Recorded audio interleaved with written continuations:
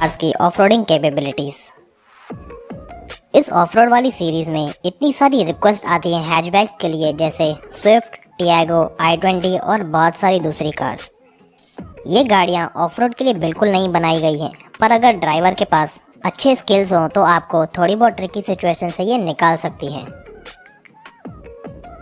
इस वीडियो में हम मारुति सुजुकी स्विफ्ट, टाटा एल्ट्रोज और hyundai i20 की ऑफ-रोड कैपेबिलिटीज देखने वाले हैं।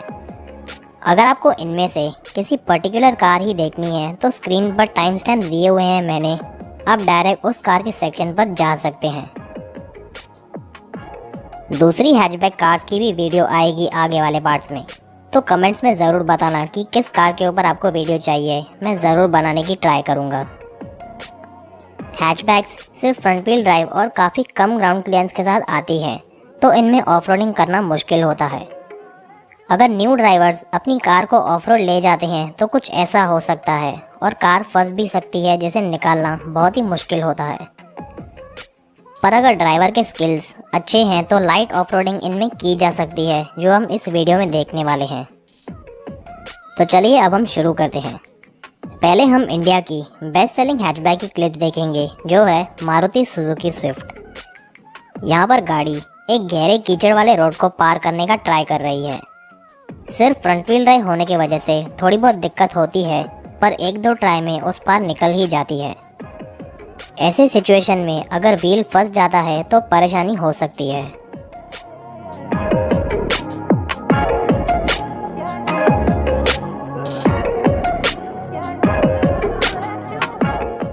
अब हम एक टग ऑफ वॉर देखेंगे hyundai सैंट्रो और स्विफ्ट के बीच में।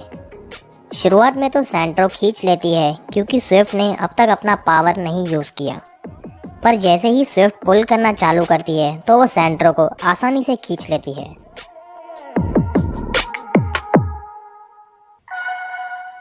अब हम कार को एक नदी को पार करते हुए देखेंगे। एक हैचबैक के लिए इतना डीप पानी भी काफ़ी ज़्यादा हो सकता है।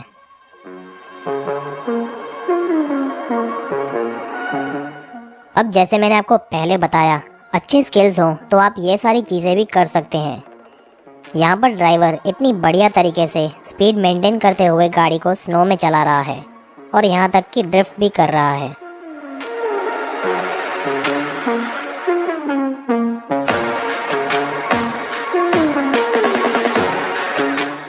स्नो के जैसे सैंड में भी स्विफ्ट काफ़ी अच्छे से चलती है। यहाँ पर गाड़ी इंक्लाइन चढ़कर डिक्लाइन भी उतरती है, वो भी सैंड में बिना ज़्यादा दिक्कत के।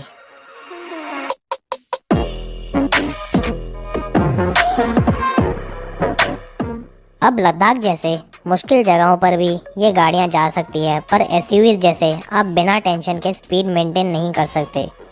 स्विफ्ट में सिर्फ 163 मिलीमीटर ग्राउंड क्लियरेंस होने की वजह से गाड़ी को बहुत ही संभाल कर स्लोली ले जाना पड़ रहा है।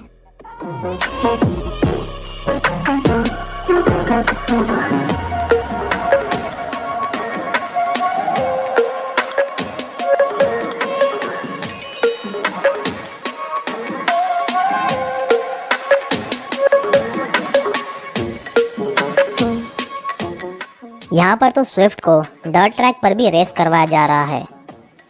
आगे आप देखेंगे कि ऐसी सिचुएशंस में इन गाड़ियों का क्या हाल होता है।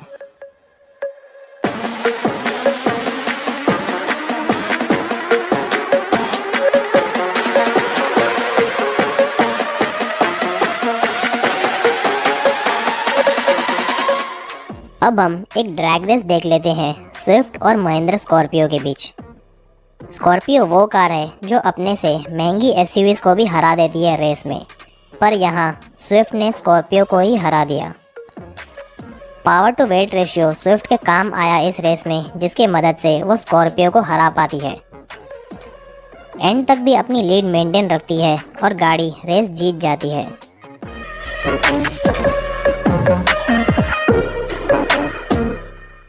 अब हम इंडिया की सबसे बेस्ट लुकिंग और सेफेस्ट हैचबैक की कैपेबिलिटीज़ पर नज़र डालते हैं। स्विफ्ट के जैसे ही इसमें भी सिर्फ 165 मिलीमीटर ग्राउंड क्लियरेंस मिलती है, जो इसकी कैपेबिलिटीज़ को लिमिट कर देती है। पर टाटा ने सेफ्टी में कोई कॉम्प्रोमाइज़ नहीं किया।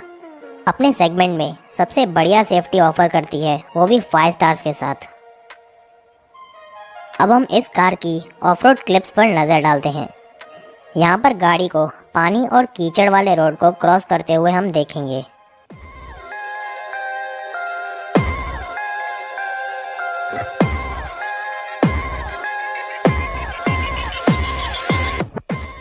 इस क्लिप में एल्ट्रोस को एक पत्थरों वाला स्लिपरी इंक्लाइन चढ़ते हुए देखेंगे। एक हैचबैक के लिए ये चढ़ पाना काफ़ी इम्प्रेसिव है।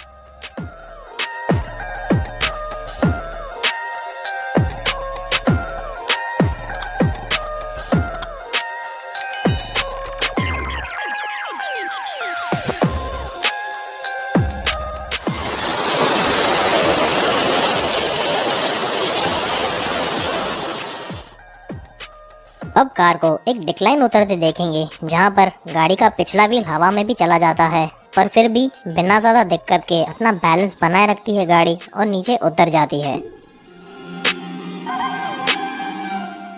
अब कार की वाटर क्रॉसिंग देख लेते हैं। पानी नंबर प्लेट तक भी चला आता है, पर गाड़ी चलती ही रहती है।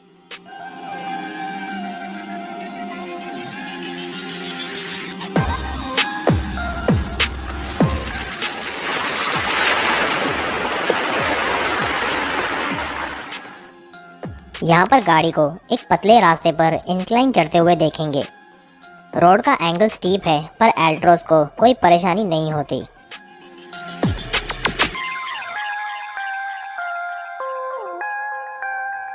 अब हम Hyundai i20 की ऑफ-रोड कैपेबिलिटीज देखेंगे। इस कार को रिसेंटली अपडेट किया गया था 2020 में, और लुक्स को भी काफ़ी चेंज किया गया था पिछले मॉडल से। इसमें 170 मिलीमीटर ग्राउंड क्लियरेंस मिलती है, जो कि इंडियन रोड्स के लिए तो ठीक ठाक है, पर ऑफ रोडिंग में शायद कम पड़ सकती है। पहली क्लिप में हम फोर्ड एस्पायर को एक सैंड में इंक्लाइन चढ़ते हुए देखेंगे। गाड़ी बीच में ही अटक जाती है और ऊपर नहीं पहुंच पाती। अब i20 को भी सेम इंक्लाइन अटेम्प्ट करते देखेंगे। एक दो ट्राई में ही बड़ी आसानी से ऊपर चढ़ जाती है गाड़ी।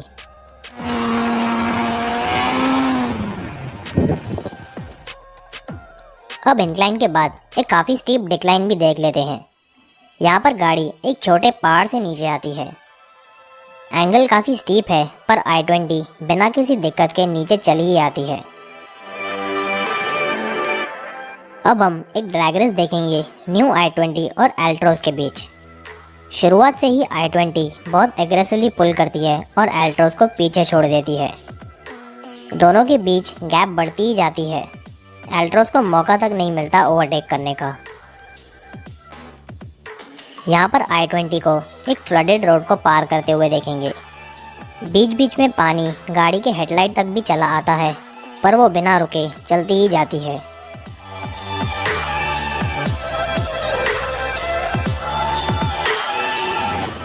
इस क्लिप में i20 को स्लिपरी स्नो में चलते हुए देखेंगे।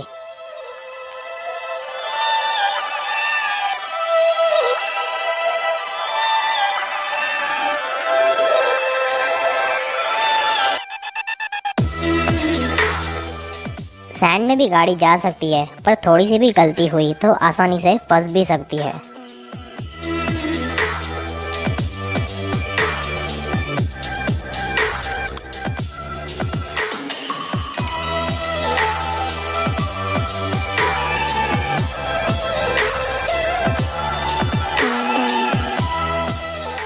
i20 में अच्छा पावरफुल इंजन मिलता है, जिसकी मदद से आप ऐसे डोनट्स भी कर सकते हैं।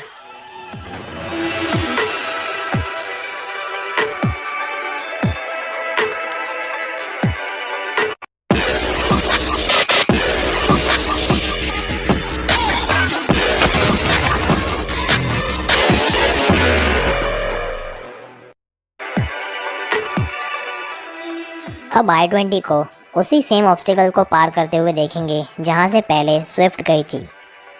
थोड़ी ज़्यादा ग्राउंड क्लियरेंस की मदद से i20 काफ़ी आसानी से पार कर लेती है स्विफ्ट के कंपैरिजन में।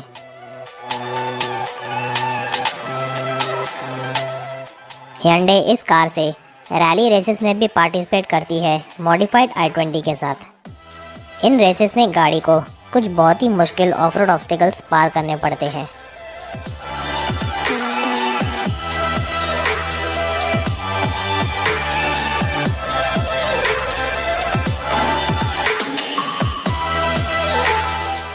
अब हम एक ड्रैग रेस देखेंगे मारुति सुजुकी स्विफ्ट और Hyundai i20 के बीच में। एल्ट्रोस जैसे ही शुरुआत से स्विफ्ट को पीछे छोड़ देती है i20 और दोनों के बीच गैप बढ़ती ही जाती है।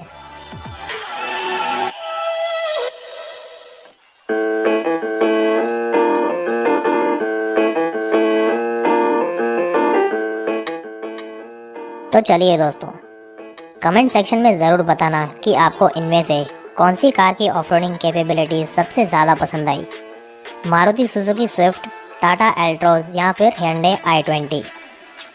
ये सारी चीज़ें आप अपनी गाड़ी से ट्राई मत करना अगर पता नहीं हो कि क्या कर रहे हैं, नहीं तो कुछ ऐसा हो सकता है। नया और यूनिक कंटेंट देखने के लिए subscribe the channel and press the bell icon.